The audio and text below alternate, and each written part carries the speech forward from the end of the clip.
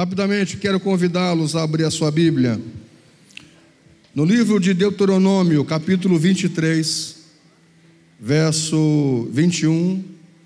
Nós estamos hoje encerrando a conferência profética da batalha. Durante 9 semanas, nós estivemos aqui aprendendo sobre as armas espirituais. Deuteronômio é depois de Gênesis, de Êxodo, de Levíticos, de Números. Aí nós temos Deuteronômio. É o 5º livro da Bíblia, lá no comecinho da Bíblia. Capítulo 23, verso 21. Durante esses dias, essas semanas, nós aprendemos a importância de utilizarmos as armas espirituais que nós temos à disposição para podermos lutar contra as forças espirituais. Tenho dito a vocês que existe o mundo espiritual, as coisas não acontecem do acaso, por nada, assim como existe o mundo físico, esse que você toca, esse que você vê. Existe também o mundo espiritual que você não toca, que você não vê, mas que você percebe, que você sente, que ele existe, que ele está ali. E nós não podemos combater esse mundo espiritual com as forças humanas, mas com as forças espirituais. E foi nessas semanas que nós aprendemos quais são as armas que nós temos que utilizar. E nessa última, esse texto vai nos falar de uma arma importante. E vamos encerrar esta conferência com a 9ª arma, que são os votos. Na última semana foram atos proféticos.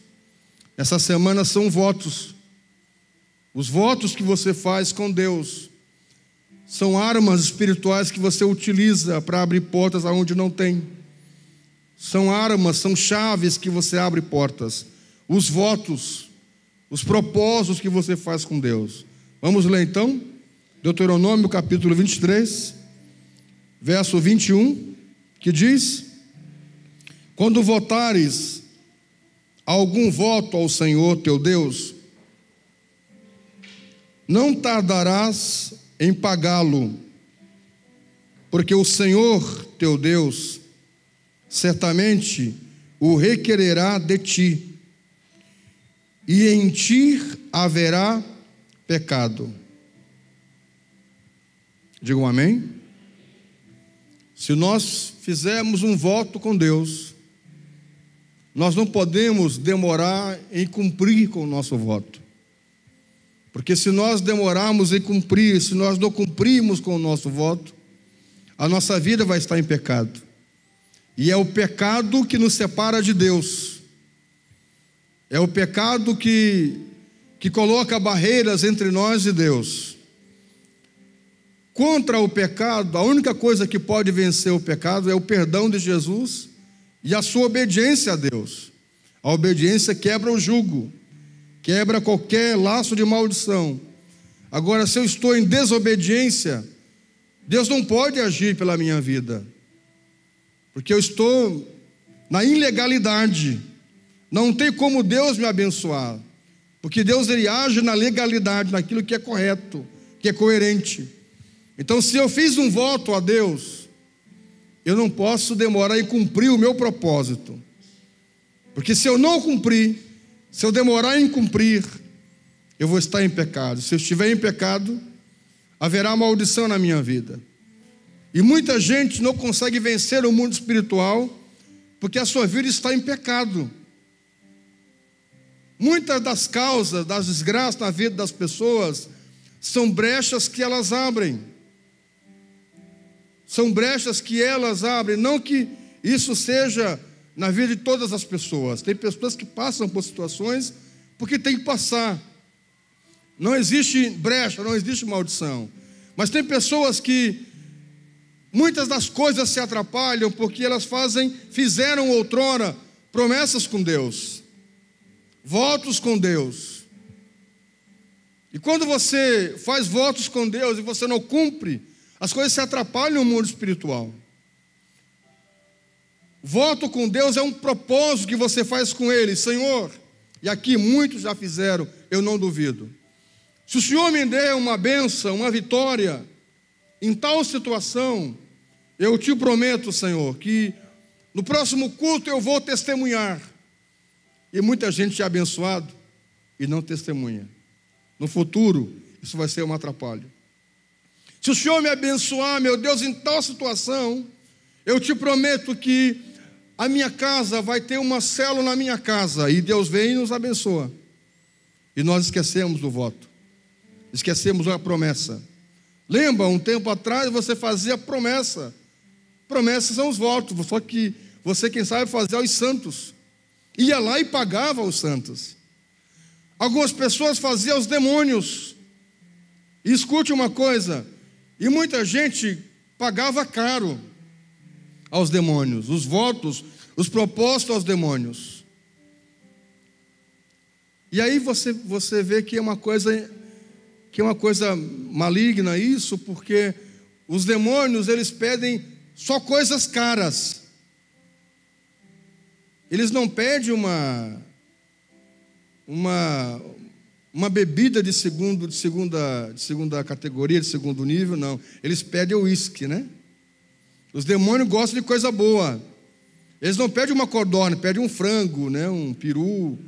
O meu pai dava bois para os demônios. Pedia lá, me dá uma vaca, 2, 3. E ele dava.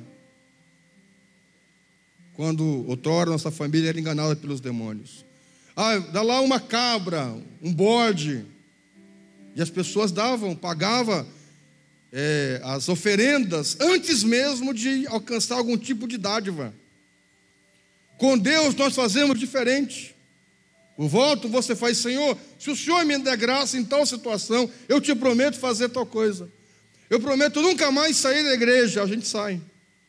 Eu prometo, Senhor, nunca mais voltar atrás, e a gente volta. E é por isso que muitas das nossas situações e petições no futuro se atrapalham, porque você faz votos, promessas com Deus, e quando você cumpre essas promessas, elas se tornam poderosas na sua vida.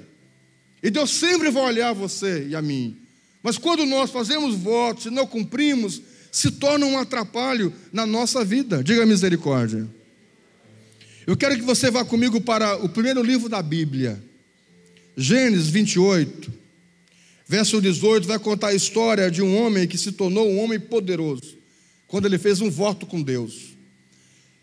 Primeiro livro da Bíblia, capítulo 28, verso 18.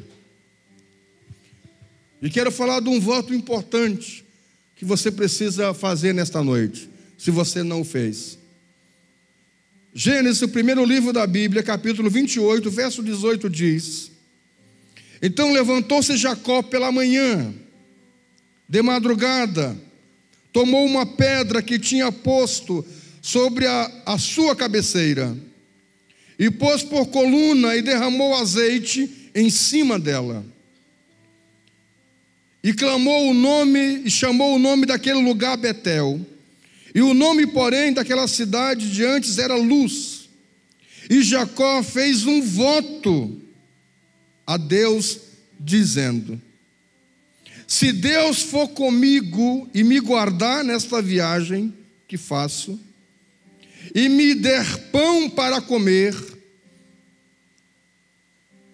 e para vestir vestes, e eu em paz tornar a casa do meu pai, o Senhor será meu Deus.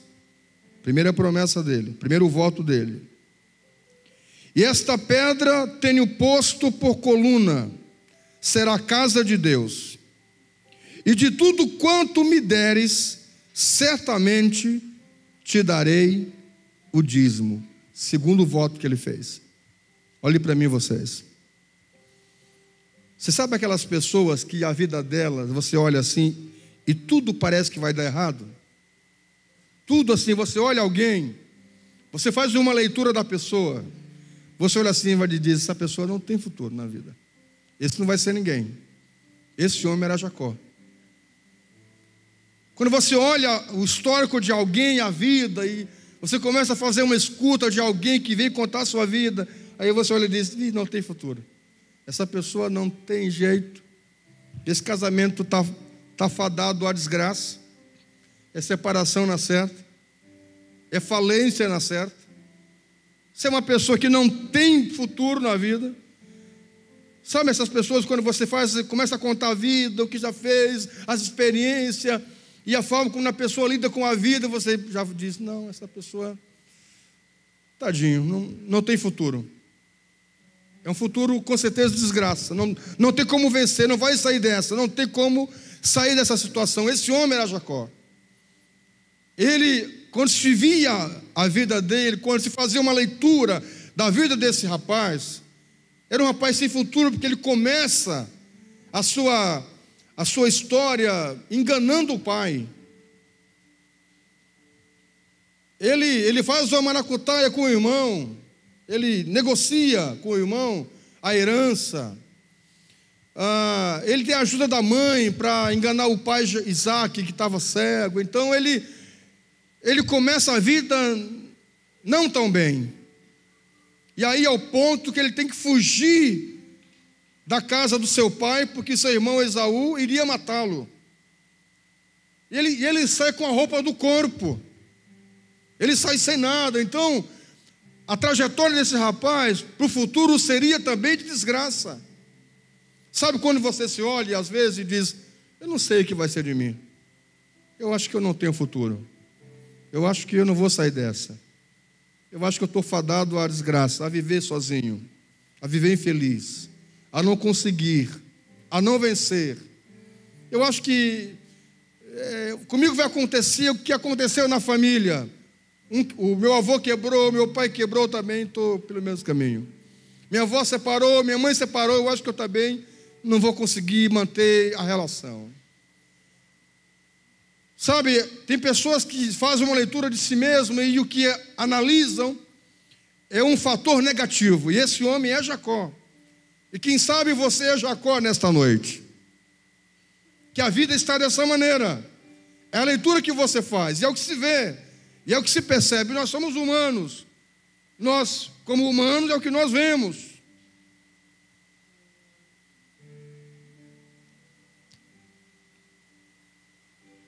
Diga: vai haver mudança.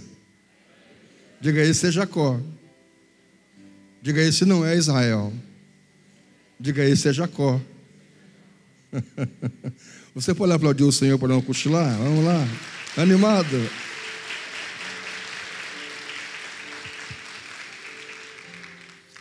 Não durma, por favor. Diga para o seu irmão: não cochile. Se cochilar, dizer minha avó que cachimbo cai. Não cochile, por favor. Minha avó dizia: se cochilar, o cachimbo cai. Não cochile. Escute uma coisa. Esse rapaz, ele sai fugido de casa e ele tem uma experiência inigualável com Deus. Esse rapaz, ele está dormindo, e quando ele está dormindo na sua caminhada, ele tem uma visão de Deus. Ele tem um encontro com Deus. Eu quero convidar você para literalmente ter um encontro com Deus no dia 30 e 31 de agosto agora. Nós vamos ter um encontro com Deus, literalmente, que é o nosso retiro espiritual que nós fazemos. Agora há pouco estava em reunião com o pessoal que vai trabalhar. Escute uma coisa: se você não fez o encontro com Deus, você precisa fazer. Se você não fez, se você não tirou na sua vida o final de semana para você ter um momento com Deus no encontro, você precisa fazer. Pastor Camargo daqui a pouco vai vir aqui, e você já viu ele contar, e eu contar várias vezes, que ele foi a um encontro com alto grau de depressão, com a bolsa cheia de antidepressivos. Naqueles dias quis se matar, foi dopado para o encontro, e lá no encontro ele teve um encontro com Deus, de verdade. E quando ele desceu a serra, ele desceu um novo homem. Está aqui hoje, é um pastor nosso. A empresa quebrada, falida, hoje a empresa, ele não dá conta de tanto serviço que tem. Hoje é um novo homem.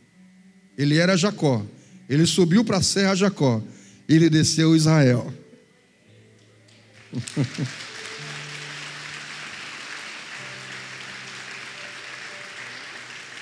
A minha oração é que nesta noite, se você entrou aqui, Jacó, se você entrou aqui com histórico negativo, se você entrou hoje aqui, está hoje assim, com esse tipo de leitura, negativo, sem fundamento, sem estrutura, sem condições, sem saída, sem escape, a minha oração, e nós vamos orar por isso, é que Deus possa trazer uma mudança radical na sua vida, que em vez de Jacó, você se torne Israel.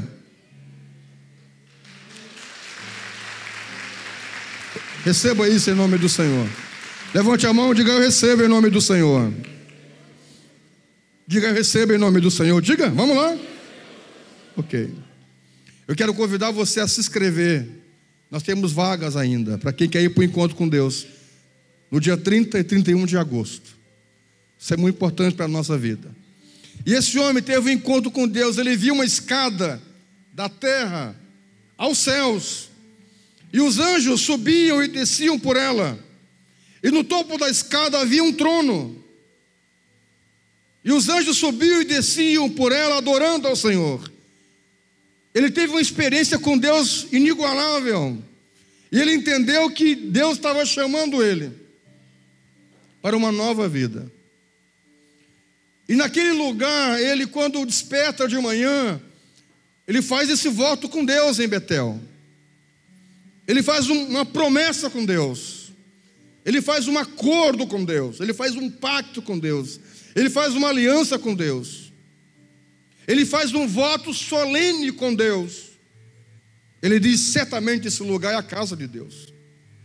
Senhor, eu te prometo hoje, se o Senhor me abençoar a minha jornada, a minha trajetória. Ele saiu de casa com uma mochila, sem nada. O que tinha ali, talvez um pão, uma água e o azeite. E ele pede a Deus, se Deus o abençoar na trajetória, porque ele estava correndo o risco de que alguém encontrar, matá-lo. Se o Senhor me abençoar na trajetória, se o Senhor me conseguir comida para comer, vestes para vestir, se o Senhor me prosperar, me abençoar, e eu conseguir voltar para a casa do meu pai, eu prometo que o Senhor vai ser o meu Deus. Esse é o primeiro voto que ele faz. Esse precisa ser o primeiro voto que você precisa fazer na sua vida. Que Deus seja o teu Deus.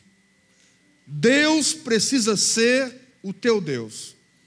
Tem pessoas que o seu Deus é o dinheiro.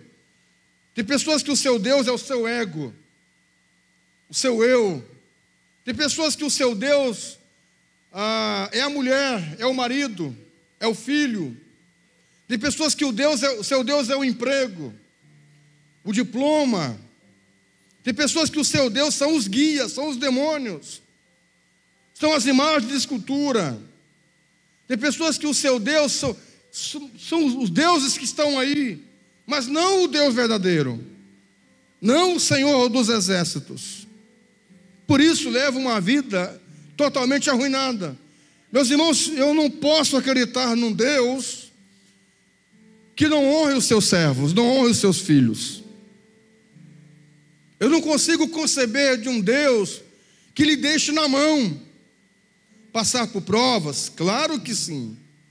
Porque um pai deixa o filho passar por situações, às vezes, para ele poder crescer na vida. Inclusive é saudável deixar que o filho caia às vezes. Essa mãe que não deixa o filho nunca sair do colo, essa mãe está adoecendo esse menino no futuro. Ele não vai aprender nunca a ter uma queda na vida, uma decepção. Inclusive é saudável deixar o filho pegar uma gripe, andar descalço, deixar um pouco a criança aprontar, brincar normal. Isso é normal. Uma criança que é criada muito na rigidez, nunca pode nada. Essa criança, ela no futuro vai adoecer. Ou vai adoecer os pais. É saudável deixar que que caia, que se machuque, que faça algumas travessuras que é o normal fazer. O pai permite isso às vezes, que é preciso fazer. Não, nunca pode fazer nada, nunca pode. Meu Deus do céu. Então Deus às vezes nos permite, como nosso pai, passarmos por algumas provações, para nós crescermos como seres humanos, passarmos algumas aflições. Jesus diz: no mundo vocês tereis aflições, mas não temas, porque eu venci o mundo. Glória a Deus. Então escute, queridos, Deus quer ser o seu Deus. Eu não posso conceber que, se nós servimos a Deus fielmente, Ele vai nos deixar perecer. Não pode ser. Não, Deus não vai desamparar os seus servos. Talvez você não tenha hoje alguma coisa que você queira. Talvez você não tenha hoje o que você quer. Mas não é por isso que Deus não está com você. Não é que tudo seja favorável que Deus está comigo. Não, isso não é o sinal. O sinal que Deus está comigo é que Ele não vai me desamparar, que eu não vou estar sozinho. Eu posso passar por lutas, mas eu não serei vencido pelas lutas. E é o que muita gente que não tem Deus não consegue. Quando você sabe a notícia de um suicídio, é porque essa pessoa estava sem Deus, porque Deus é o autor da vida. Veja Robin Williams, né? É isso? Robin Williams, esse ator norte-americano famosíssimo, que foi encontrado morto na sua casa, que tudo indica suicídio, um alto grau de depressão, dominado pelo vício, anos atrás das drogas e agora do álcool. Um homem rico, milionário, mas não próspero. E aí é uma coisa que nós não podemos nos confundir, que riqueza não é sinal de bênção de Deus. Prosperidade sim. Prosperidade é um sinal. E a vida é prosperidade. O cara com uma baita mansão, com muito famosíssimo, mas num alto grau de depressão. Olha o suicídio, porque não tinha Deus. Você servo de Deus, você passa pelo dia de aflição. E há dias, quem sabe, você não quer ver ninguém. Mas isso não é um sinal que você está sem Deus. Deus está com você. Você pode, em algum momento, desanimar. A Bíblia diz que em alguns momentos nós somos afligidos. Mas nós não paramos. Nós somos tentados, afligidos, açoitados, perseguidos, mas não se para.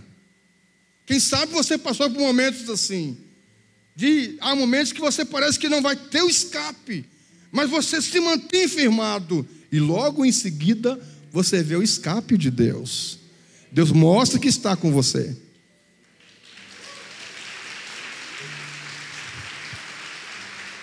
Você passa um dia terrível, um dia de provas, e você diz: Senhor, cadê o Senhor na minha vida? Cadê o Senhor que disse que iria me ajudar? E aí do nada você vem ao culto, e Deus usa alguém e diz: Deus está com você. A resposta que você passou o dia pedindo, à noite vem. Aí Deus diz: Ele vai te dar o escape, Ele não vai te desamparar. E quando vai no outro dia, ou na outra semana, você adquire a resposta de Deus. Digam amém. Você vai ter a resposta de Deus, não tenha dúvida disso. Se você colocar Deus como seu Deus, é o primeiro voto que você precisa fazer hoje, se você não fez ainda. Que Deus seja o meu Deus. Ele diz: se o Senhor me abençoar nessa trajetória, me der comida, me der roupa, me prosperar, eu voltar para casa do meu pai em paz, o Senhor vai ser o meu Deus. Escute, esse homem, ele é neto de Abraão. Você sabe quem é Abraão? Abraão é nosso pai na fé, o primeiro patriarca. Esse homem é filho de Isaque, o filho da promessa. Mas ele não tinha ainda Deus como seu Deus. Às vezes nós pensamos, que os nossos filhos, porque nos acompanham uma igreja, eles também têm Deus. E muitas vezes não têm. Nós precisamos ensinar nossos filhos a amarem a Deus, amarem o Senhor. Não basta vir na igreja, querido. Você precisa hoje se associar com Deus, fazer uma sociedade com Deus. Eu tenho medo de sociedade. Eu sou uma pessoa que eu tenho medo de sociedade. Eu tenho medo de sociedade com as pessoas. Muitas dão certo, mas eu particularmente tenho medo de sociedade. Alguém veio hoje para mim fazer uma consultoria sobre sociedade. Eu disse, vamos lá, vamos ver como é que é e tal. Mas eu particularmente tenho reserva com sociedade. Quem quer ter, que tenha. Mas tem que ter muito cuidado, tem que ser muito bem amarrado, muito bem acertado. Porque é pessoas, onde tem pessoas, olha, com um casal que dorme na mesma cama, que tem juras de amor, tem dia que você não quer ver a pessoa. Você imagine com o outro. Olha, com o pai dos seus filhos, com a mãe das suas filhas. Tem dia que você não quer ouvir a voz dessa pessoa. Você imagine então com outra pessoa. Não é brincadeira, são pessoas. Onde há pessoas, há dilemas. Mas escute uma coisa. Uma sociedade infalível que você precisa fazer é com Deus. Ele nunca vai falhar na palavra dele. As pessoas fazem voto. Elas dizem, vamos lá, 50% meu, 50% é seu. Ó, certinho. Quando a coisa começa a ferver, salta fora. Espere um pouco mais. As coisas não são como nós queremos. Nós achamos que nós estamos prontos para receber tal bênção de Deus.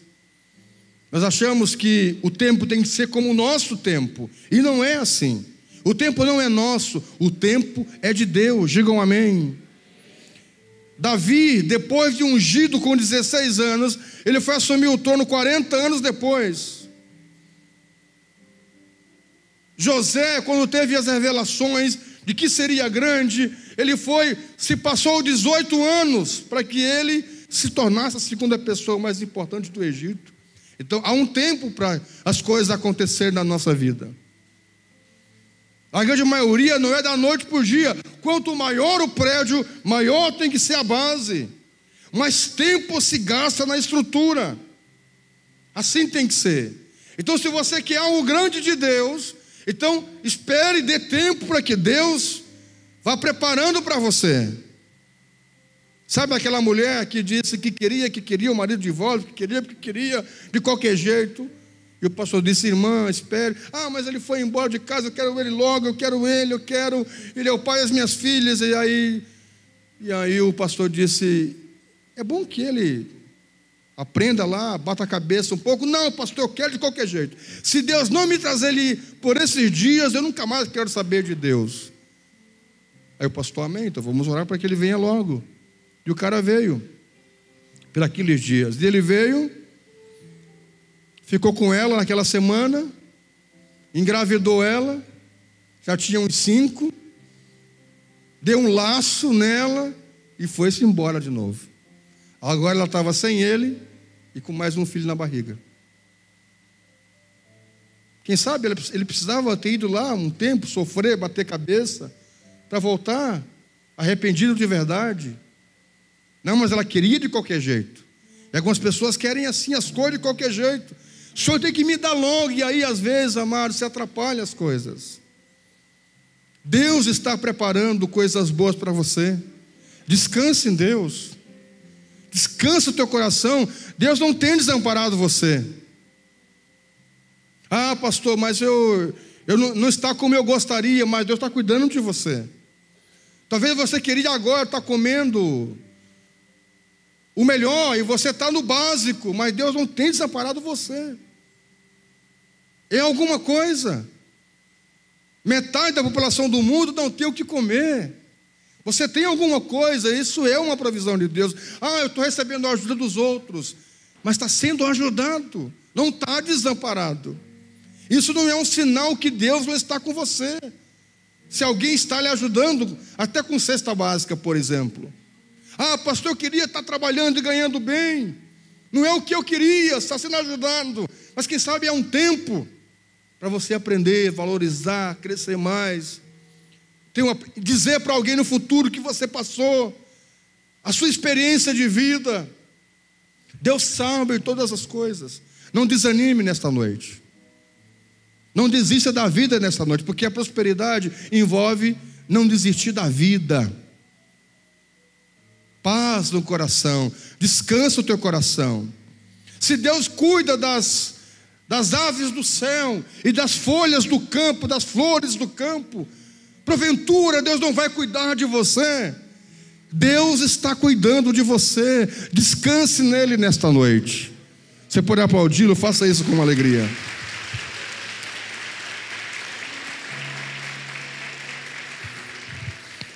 Digam amém. Sabe o que ele faz como sinal? Ele disse: se o Senhor me abençoar em tudo, o Senhor vai ser o meu Deus. Diga primeiro voto. Diga primeiro voto. Deus será o meu Deus.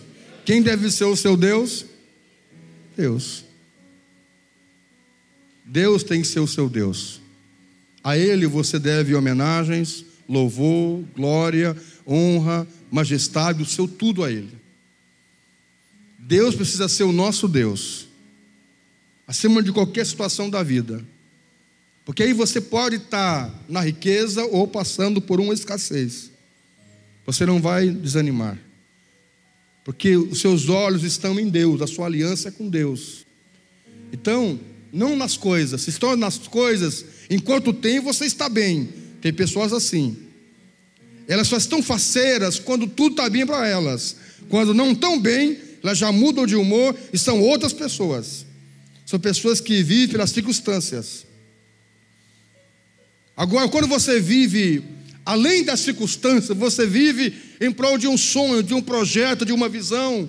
Você não vê o agora, você vê o amanhã. Embora não deixa de desfrutar o hoje. Você não deixa de viver o hoje. Digam amém. Não deixe de viver o hoje. Nossos olhos estão no amanhã, no futuro, na colheita, na promessa. Mas eu vou viver hoje com alegria, em paz. Hoje eu vou desfrutar do que eu tenho com alegria. Você pode aplaudir o Senhor, por favor? Obrigado. Graças.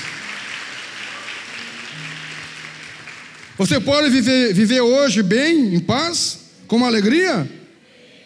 Você pode desfrutar da mulher que você tem? Maridos, levante a mão, diga yes, yeah. Posso, sim. Desfrute dessa varoa aí. Desfrute desse homem que você tem. Desfrute da vida que você tem. O que você tem hoje é só para um cachorro quente. Esse vai ser o melhor cachorro quente da minha vida. Você só tem hoje para um mate. Então esse tem que ser o melhor mate da sua vida. Tem pessoas que não conseguem desfrutar do que tem. Desfrute do que você tem, da vida que você tem. Desfrute do que Deus tem lhe dado, do tempo que Deus tem lhe dado agora. Viva o hoje. Descanse em Deus. Tem pessoas que não conseguem viver o hoje ou agora. Viva o agora, o que Deus tem lhe dado. Tem pessoas que veem os filhos, só as fases, não desfruta dos filhos. Aí vê na barriga: meu pai, tomara que essa criança possa nascer logo, porque eu não aguento mais a barriga dessa mulher. Desfrute da barriga da mulher, da criança que está ainda no ventre. Desfrute desse momento mágico, maravilhoso. Aí nasce, aí bebezinho, né? Eu não aguento mais, tem que trocar fralda. Meu Deus, tomara que caminhe logo e não dependa mais de fralda. Desfrute o momento que usa as fraldas. Desfrute desse momento. Aproveite o momento. Digam amém. Eu desfrutei e desfruto intensamente das minhas filhas.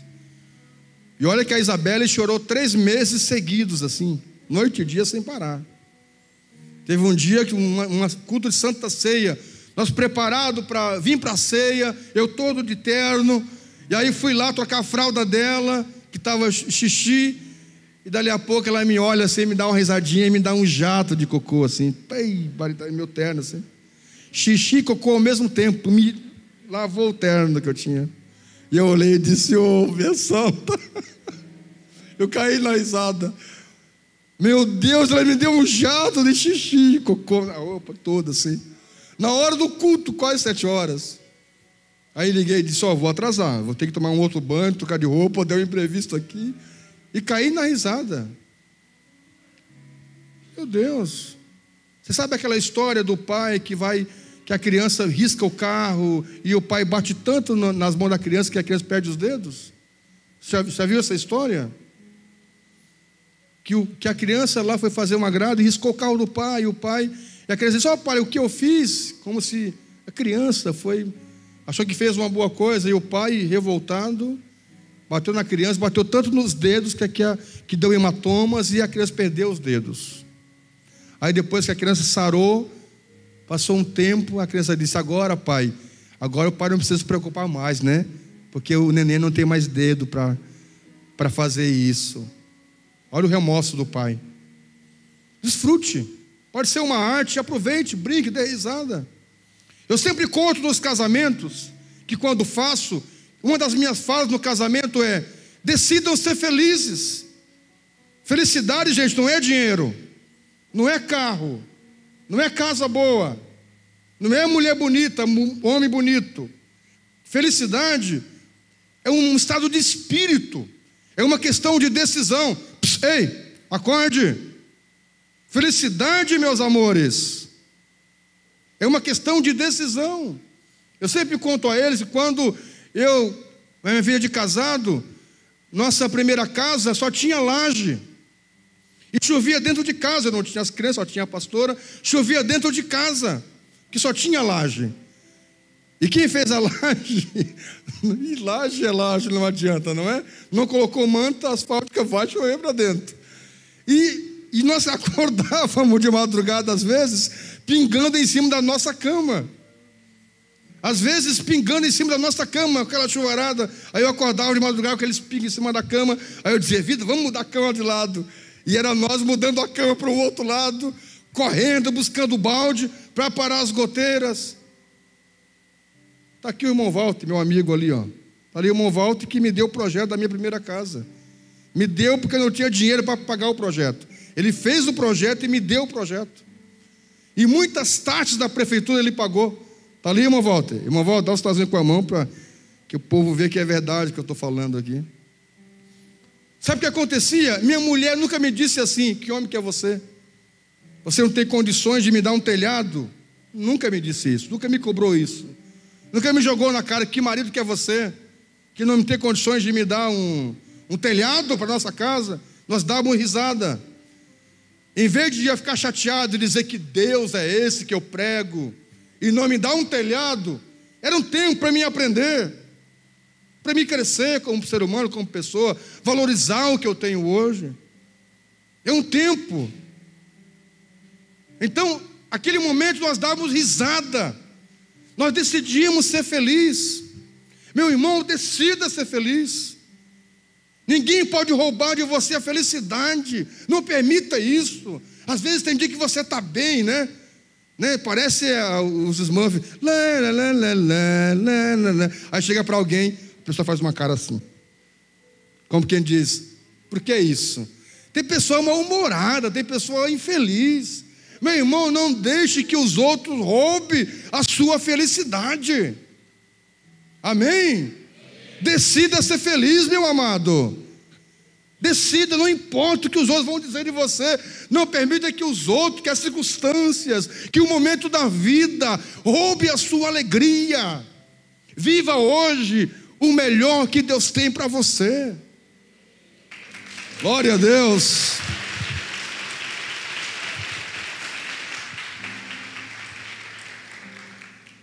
Olha a elegância do assistente pastoral. Olha a elegância aí, que nível. Muito bem. Digam amém. Escute, queridos. Olha ele na postura ali. Muito bem, irmão José. O senhor está de alto nível aí. Decidiu ser feliz, ele e a Elbe, é lá atrás. Decidiram ser felizes e pronto. É ou não é? Graças a Deus. Você pode aplaudir o Senhor? Faça com alegria, por favor. Aleluia. Primeira coisa, Deus precisa ser o seu Deus. Segundo, ele disse: o Senhor me abençoar em tudo, tudo que eu tiver, eu vou te dar o dízimo. Isso é uma coisa que você precisa fazer um voto com Deus. Você precisa dizimar. Esta semana a Isabelle disse para mim: pai, eu quero que o Senhor me dê um valor, uma mesada, alguma coisa, porque eu quero dizimar. Eu disse: meu amor, vai ser dízimo sobre dízimo, porque eu já dou o dízimo. Pai, eu não quero saber, eu quero um valor para me dizimar. O Senhor não ensina sobre dízimo, eu quero dar o meu dízimo. Mas, mano, não precisa, porque tu vai dizimar do que eu já dizimei, que é o meu salário. Não importa, pai, eu quero um valor para mim, porque eu quero dizimar. Eu achei isso uma graça, não é? Isso é muito interessante. Desde criança dizimar. Eu dizimo desde criança. Eu saía para vender os temperos e eu dizimava dos temperos que eu vendia. Eu vendia cebola com coentro. Na época, 200 cruzeiros. Que lembra do cruzeiro? Aí eu inventei uma música: olha a cebola com coentro, é só 200.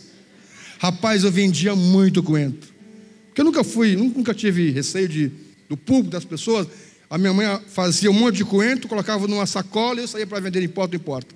Olha o coentro, olha a cebola com coentro, é só 200. Dali ela me dava um trocado e eu ia na igreja e dava o meu dízimo, a minha oferta, desde criança. Isso é coisa muito interessante.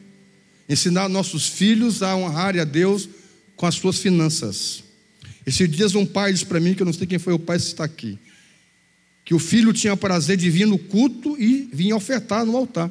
Alguém me falou, não sei quem foi o pai que me comentou aqui esses dias, que o filho tinha prazer de vir com a oferta, ele queria a oferta para ofertar. Querido, um voto que você tem que fazer com Deus, se você quer prosperar, é ser um dizimista fiel. Sabe o que Jacó diz? Se o Senhor me abençoar em todas as coisas, tudo que vier à minha mão, eu te dou os 10%. Eu li para vocês, e não li Malaquias, que é o texto mais usado. Eu li Gênesis. O terceiro patriarca faz esse voto com Deus. Abraão, o seu avô, tirou o dízimo. Isaac era dizimista. Jacó não era dizimista. Abraão dizima a Melquisedeque. Isaac dizima. Jacó faz o voto em dizimar. Isso aqui é Bíblia, gente. Nós precisamos fazer um voto com Deus. Senhor, se o Senhor me abençoar a minha vida, tudo que vier à minha mão, eu te dou 10%. Os votos financeiros honram a nossa vida financeira. Mas escute, tem que ser exatamente como você faz com Deus, como você fez o seu voto. O dilema é que muita gente, eles dizem: primeiro eu pago as contas e depois eu dizimo. Isso não é um voto. A prioridade é o seu dízimo. Ou algumas pessoas que fazem? Descontam luz, água, telefone, gasolina, colégio, farmácia, mercado. Aí o que sobrar elas dizimam. Ou então outras pessoas dizem: é como se eu ganhasse 1.000, então eu vou dar 100. Mas na verdade não ganha 1.000. Algumas pessoas, elas estipulam assim: eu vou dar tanto. O dízimo não é você estipular tanto, é você dar o que tem que ser. É os 10% da sua renda. Pronto. É o que a Bíblia ensina, é o que a Bíblia diz. Faça esse voto com Deus. E a Bíblia diz: se Deus não abrir as janelas dos céus, não derramar uma bênção sobre você, então Ele não é Deus. Dizime como tem que ser dizimado. Algumas pessoas, elas nem sabem nem quanto ganham. Esses tempos alguém disse a mim: meu custo que eu tenho é 10.000 por mês, pastor. Só que eu estou tão atrapalhado que eu não entendo. E eu perguntei: você dizima? Claro. Quanto você dizima? R$300. Eu disse: tem uma coisa errada. Como é que o seu custo é 10.000 por mês e você dizima R$300? Não, o que eu faço? Eu faço um cálculo, mais ou menos, aí eu tiro 300 e dou de dízimo. Mas o meu custo é 10.000. Não pode ser. Tem uma coisa errada nisso. O outro empresário disse a mim: eu não sei nem quanto entra, então o que eu faço? Eu mais ou menos acho, tiro lá e dou 500, dou 1.000. Mas você não sabe quanto você ganha por mês. Por isso a vida se atrapalha. Você precisa ter uma planilha de entradas e saídas e gastos para poder ter uma vida organizada, porque Deus abençoa a organização. Digam amém. Algumas pessoas até são dizimistas fiéis, mas não sabem organizar a vida. É um conjunto de fatores. Gastam mais do que ganham. Gastam muito mais do que ganham. Quer comprar o carro que não consegue pagar o IPVA. A pessoa diz: se eu pudesse, eu compraria uma Ferrari. Você sabe o IPVA de uma Ferrari? A questão não é você comprar, é você manter. As pessoas dizem: eu queria comprar uma lancha. Você sabe o custo de uma lancha? A manutenção de uma lancha? Algumas pessoas dizem: eu vou construir a casa tal. Você sabe o custo desta casa, a manutenção que vai dar? Eu queria tanto uma chácara. Você pensou no custo de ter uma chácara? Então às vezes Deus não nos dá algumas coisas porque Deus sabe que nós não vamos ter condições de administrar. E algumas pessoas até se perdem com as bênçãos de Deus. Sabe aquele irmão que queria muito uma casa na praia, e Deus deu uma casa na praia. E Deus deu a ele uma casa na praia, porque ele pediu isso a Deus. E agora ele não vinha mais à igreja. Todo final de semana ele estava na praia. Todo final de semana. Deixou de vir à igreja, deixou de congregar, por causa da praia. É uma bênção, a pessoa se atrapalha. Sabe a pessoa que quer ter tanto uma casa, Deus dá uma casa, e não consegue mais vir à igreja, porque tem que cuidar da casa. Queria tanto namorar, queria tanto namorado, não veio mais à igreja porque o namorado não quer vir à igreja. A bênção se torna um atrapalho. Por isso às vezes Deus não nos dá algumas coisas, porque Deus nos conhece, porque não estamos preparados ainda para ter o que Deus quer nos dar. Digam amém. Mas escute uma coisa: quando você coloca Deus, então a casa não vai ser a prioridade. Você vai zelar, mas não vai ser a prioridade. A casa na praia vai ser uma bênção, mas eu não vou deixar de vir à ceia, ao culto, por causa da praia. A chácara, vou desfrutar, mas não vou deixar de vir no culto em função da minha chácara, não. O namorado, não vou deixar de vir à igreja por causa do namorado. Não, ele que me acompanhe, ela que me acompanhe. As bênçãos vão ser mais bênçãos na sua vida, não vão ser atrapalhos. Digam amém. Não permita que as bênçãos sejam uma maldição na sua vida. Use elas para que você seja mais um abençoado e um abençoador. Escute, vou encerrar essa parte dizendo: faça um voto com Deus. Se você tem um projeto na sua vida, se você está desempregado, se você tem um sonho empresarial, se você tem um sonho em prosperar na vida, o segredo está aqui. Faça esse voto com Deus. E se você organizar a sua vida, e se você for fiel ao dizimista, como tem que ser, se Deus de um tempo não prosperar você, então o que estamos pregando é mentira. Se Deus não honrar você, então é mentira. Esse tempo veio alguém comigo: pastor, eu sou fiel, Deus sabe que sou. Então sentamos e conversamos. Detectamos que havia falhas na sua organização financeira. Deus não pode ser mentiroso, sua palavra não pode ser mentirosa.